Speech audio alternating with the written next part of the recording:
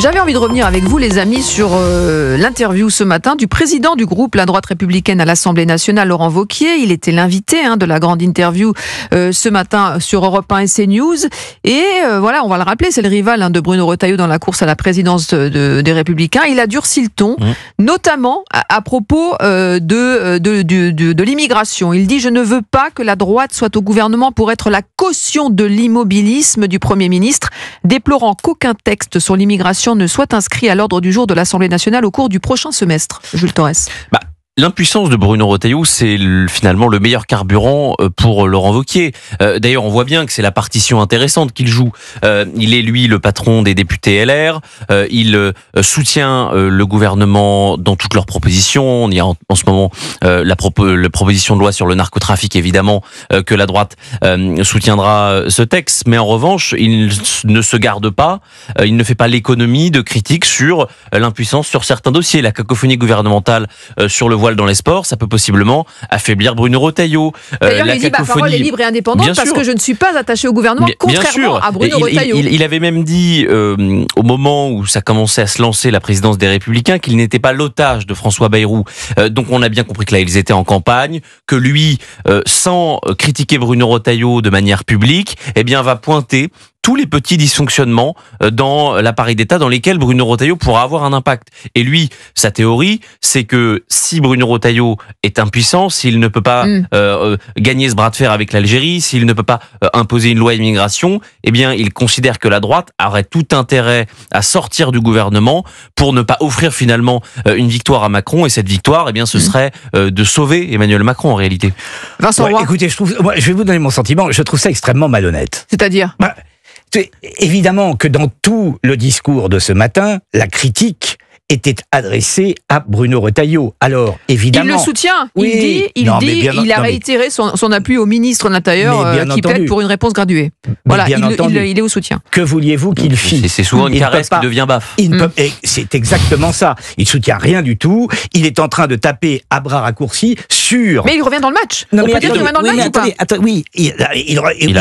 Il revient dans le match. Oui, dans l'absolu. Selon moi, je vous dis, la ficelle est très grosse. Pourquoi la ficelle est très grosse ? Parce qu'il sait très bien que de toute façon, de lois importantes sur l'immigration, il n'y aura pas, vu qu'il n'y a pas de majorité. Alors il charge Retailleau et il pointe bien l'intégralité tout à la fois de l'impuissance de Bruno Retailleau et de l'impuissance de ce gouvernement, alors qu'il sait très bien que sans majorité, rien n'aurait été possible. Et quand il dit « mais moi j'ai une parole indépendante », évidemment, il a refusé de rentrer au gouvernement. Maintenant, il a beau jeu de dire qu'il il condamne la comédie, parce qu'il parle de comédie. Il dit que François Bayrou nourrit un système et alimente les polémiques. Mais évidemment on peut lui donner raison sur tout. Il a beau jeu de le faire. Dans le même temps, expliquez-moi en quoi ça fait avancer le schmilblick. Non, mais en tant que...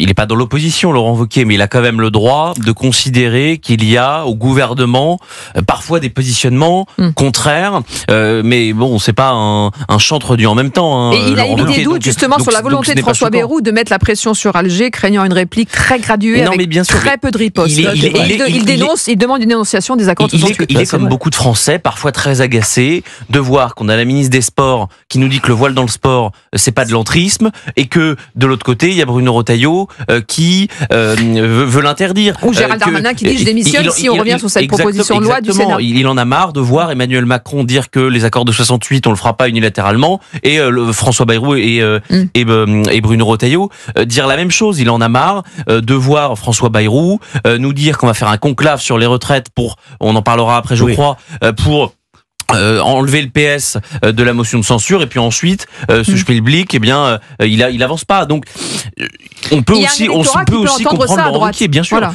Moi, je pense qu'il y a même une majorité de Français qui pensent aujourd'hui ce que Laurent Wauquiez nous dit, c'est on a un gouvernement qui fait le en même temps. Finalement, François Bayrou en même temps c'est le père du macronisme et donc le père du en même temps. Donc c'est pas choquant. On l'a dit dès le départ en mettant Monsieur Lombard à l'économie et Monsieur Retailleau à l'intérieur, on pouvait quand même se douter que parfois il sera pas d'accord sur tout. Mais il y a quand même des méthodes qui sont quand même bizarres et je pense que la politique, Vincent Roy, bien entendu. Mais gageons que j'imagine qu'il y ait de la morale en politique. C'est quand même extrêmement bizarre. Vous proposez à quelqu'un de rentrer au gouvernement. Ouais. La personne en question, Wauquiez, pour ne pas le nommer, refuse. Or, ce qu'on attend d'un politique, c'est d'être dans l'action. Après, on a beau jeu. Alors, on a dit non, je refuse. Je refuse d'y aller, de mettre par conséquent les mains dans le cambouis. Non, parce qu'il assume sa parole libre et indépendante. Il voulait garder son indépendance et sa liberté. Écoutez, il pense à 2027. Il n'a pas voulu aller à Bercy, en fait. Oui, il a refusé Bercy, je précise. Et ensuite, il a voulu faire sortir la droite du gouvernement, d'ailleurs. Il y a un moment, il faut quand même mettre les mains dans le cambouis. Il ne suffit pas de critiquer à l'envie. C'est très facile, vous savez, de distribuer les bons et les mauvais points dès lors qu'on ne s'est pas engagé et qu'on n'est pas allé au front. Moi, je trouve ça, il se réserve pour 2020. Je vois bien le jeu politique.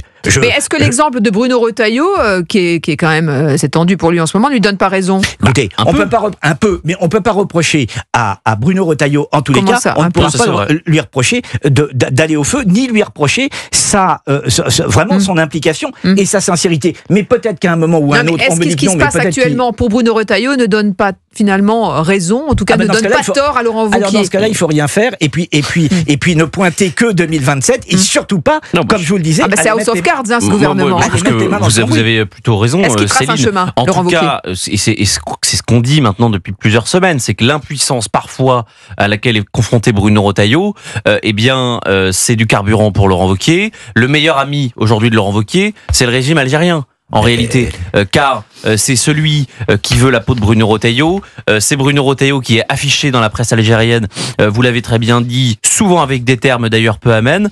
Je note d'ailleurs, il y a quelque chose d'assez intéressant, c'est que l'ambassade de France en Algérie ne relaie jamais ce que dit Bruno Retailleau. Ses discours... Finalement, l'ambassadeur va rester pour l'instant, en tout cas. Absolument. Il y a eu un doute.